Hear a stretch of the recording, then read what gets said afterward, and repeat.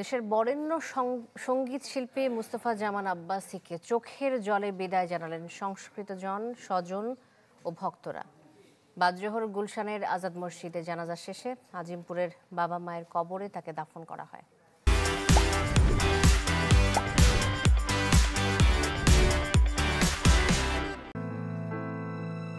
শুধু গানের ভুবন নয়, জীবন থেকেই বিদায় নিলেন বরেণ্য সঙ্গীত শিল্পী, গবেষক ও লেখক মুস্তাফা জামান আব্বাসী।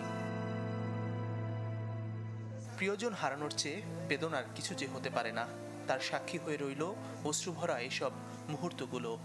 নানা বলতেন যে ভালো মানুষ হলে যথেষ্ট, যদি মানুষ তোমাকে মনে রাখে ভালো মানুষ হওয়ার জন্য মনে রাখবে। মুস্তাফা জামান আব্বাসীর মৃত্যু মানে বাংলাদেশের সাংস্কৃতিক জগতের একটি বটবৃক্ষের অবসান হয়ে গেল। আমরা এত বড় অভিভাবক আর পাবো না। বনানীর একটি হাসপাতালে চিকিৎসাধীন অবস্থায় না ফেরার দেশে পাড়ি জমান মুস্তাফা জামান আব্বাসী। বেশ কিছুদিন ধরে বার্ধক্যজনিত নানা জটিলতায় ভুগছিলেন তিনি।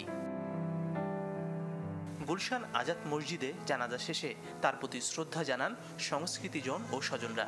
এ সময় তারা বলেন, লোকসঙ্গীত গবেষণা ও সংগ্রহে তার অবদান অসামান্য।